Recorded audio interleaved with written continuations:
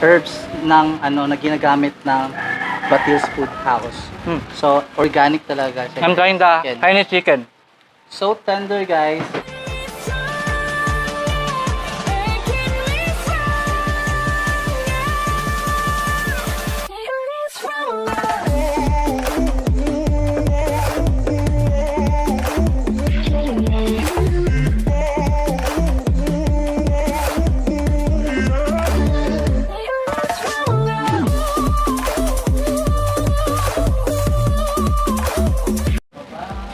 Good morning mga ka-mindset. We have a very exciting vlog for today. Sa kikita nyo sa ating title for today, it's Batil Food Hub! Yay! And guys, we will get to know more about the history, paano nagsimula itong Batil Food House. So, are you looking for fun food, great travel, na magpapagood vibes sa araw-araw nyo? Dito na kayo sa GMT Mindset! Tara, let's!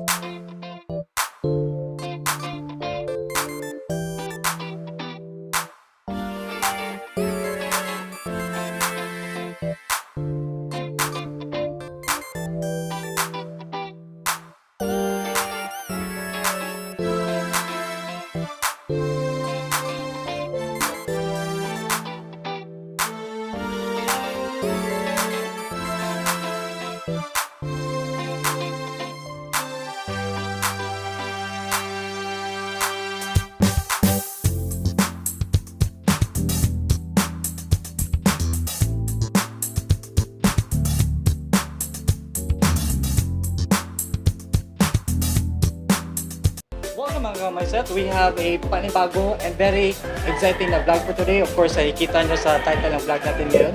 It's Batil Food House! Yay! And of course, we have to know more about the history po, paano po nag-start yung Batil Food House. And of course, yung katabi ko ngayon, ito po si Sir Felix. Hi, good morning everyone.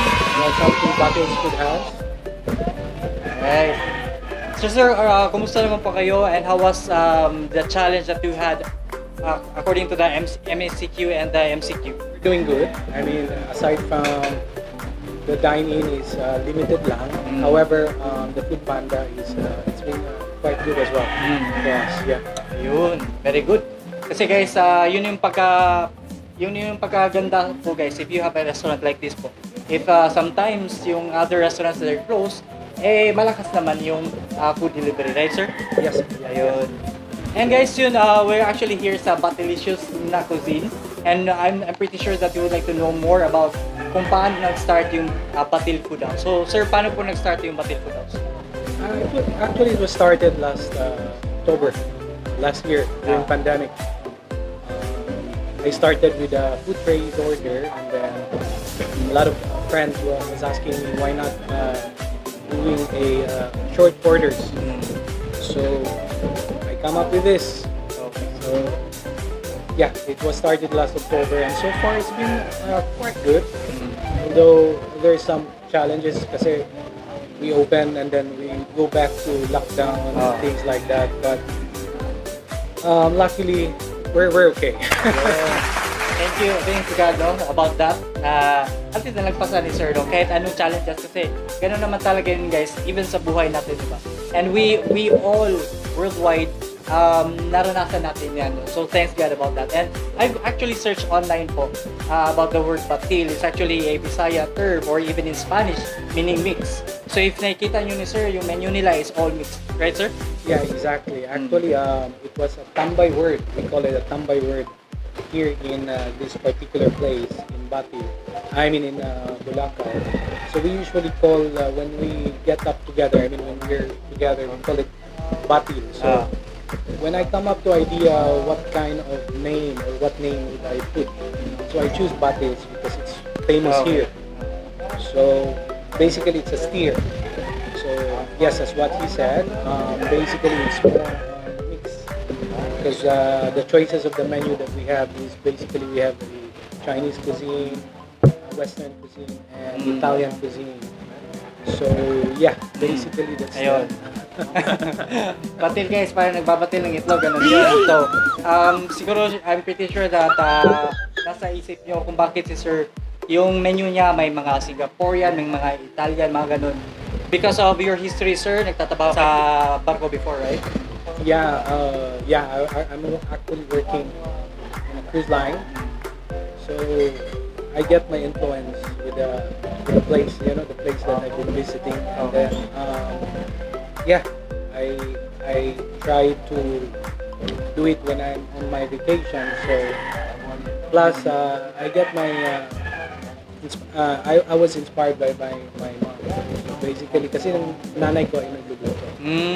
Okay. He's an old-fashioned. Ayun. Okay. That's good. That's good, no?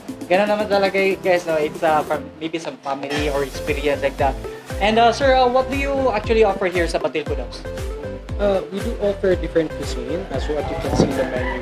So basically, we have they're all different. We have the Hainanese Chicken, which is famous in China, originally in China, and it's famous in Singapore. And we have this lemon garlic scallops shrimps. So basically, it's a totally different twist. And most of my dishes actually I'm not using MSG. Ayun. So we're more on herbs and spices, salt and pepper. So it's a basic. Ayun. So we try to create healthy dishes. Wow, very good. Very interesting, guys. And naman, no, so you can see naman sa likod natin and sa montage natin kanina that we have plants. It's actually totoong plants po yung nakahang dito, and some of it are mint, ganun. Yun po yung nilalagay din sa mga menu, mga food items nila, sir. And guys, if you have any questions, guys, please do not hesitate to follow and like their Facebook page. It's actually Batil Food House. I will also be putting the Facebook page link din, sir, dito sa description box natin below. Also, they also have a website. It's batilfoodhouse.com. Tama po ba, sir? Yes. Ayun. First, so guys, before we continue, I would just like to thank sa lahat po ng staff ni Sir, of course si Sir Felix, Batil Food House. And guys, for your information, kung bakit nandito kami, and we're very interested about the story of Batil Food House. Okay guys, so first, of course, for your information po, they have homegrown, organic po na herbs na sa likod natin, yung mga hanging na plants na ikita nyo.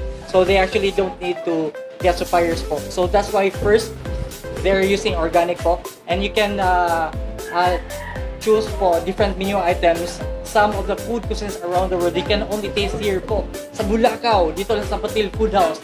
And of course, third, they are very affordable. Right, sir? Yes. Ayun. Affordable. And sir, aside from the currently, because we do have the MECQ and the GCQ, you have dining We do have, yeah, because basically the design of this restaurant is basically this al fresco. Al fresco. So Okay. as per protocols, 50% we can accommodate 50% of the capacity of the restaurant. So as you can see, it's an open space. So basically, it's safe, and we do implement.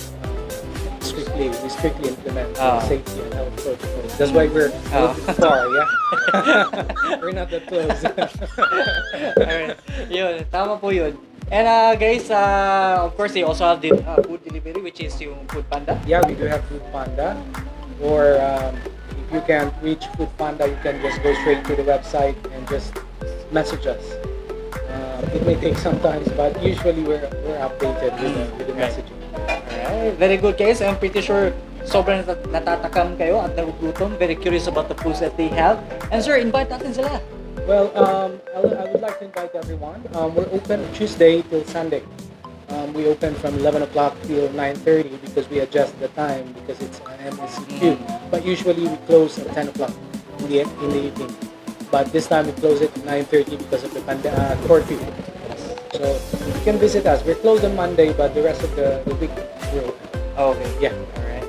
Usually during Friday, Saturday, we do have live acoustic music. Okay. Not this time. Not this time. MSCQ, but on a regular basis, Yes. we do have. If you like to chill and just relax, this is the place. Ayun. So guys, please do not forget to follow their FB page, Batil Food House, for more information about maybe gigs and promos that they have. And again, as of this time, hindi pa pwede yun. And yun. And guys, also please do not forget to please like, share, and subscribe to our social media accounts. We have TikTok, YouTube, and of course, Facebook. JMT Mindset. Thank you so much for your time, sir. ka-mindset, andito na po tayo sa, of course, yung sa harap natin mga pagkain because we're going to have a food review. And sasabihin po ni Sir kung ano po yung nasa harapan natin. These are some of the foods that they actually serve. And it's actually po, ano siya, best selling. Right, Sir? Yeah. Ayun. Actually, we start with the Hainanese Chicken. So basically, this is originally from China, famous in Singapore. So I created this dish. Actually, it's boneless. It's made of chicken breast. So the rice itself has its flavor as well. So it has, when you order this dish, you order with the rice. Ayun. Kasi masarap din yung rice kasi it's my flavor. The second one is the creamy garlic Parmesan. So basically, I'm using a chicken fillet and then creamy garlic Parmesan with Parmesan cheese on top. And this is one of the best sellers as well. And we do have this pasta dish. Basically, it's an Italian dish. It's made of olive oil, garlic, chili flakes, a little bit spicy. It's made of linguine, so it's a linguine pasta. And what happened is, I put a twist on this dish. Instead of anchovy, I put buat. Because basically we're famous with dried fish. Here in Cebu, we're famous with dried fish. So why not give it a try to put a buat or a dried fish? Pinoy guys. It comes out actually nice. Actually, people like it. And the good thing is it's made of olive oil, not a regular oil. And then we have a grilled tuna panga. So the difference between these panga to others is I marinated this one with the herbs and spices with some lemon, salt and pepper. And we do have the scallops and shrimps. So basically it's a creamy one with a Cajun. It's a clean scallops. And then I think that's it. This is most of my dishes that I recommend. I have all of them are good, but these are some few dishes that you have to try. Recommended yan, Sir, guys. And of course, hindi tayo may kakalimutan. Thank you very much, Sir. I actually tasted their coffee. It's actually brewed. Tama, Sir? Made of local coffee bean. Local coffee bean. It's not instant, guys. Please take note. Sobrang sarap, in fairness. Thank you so much.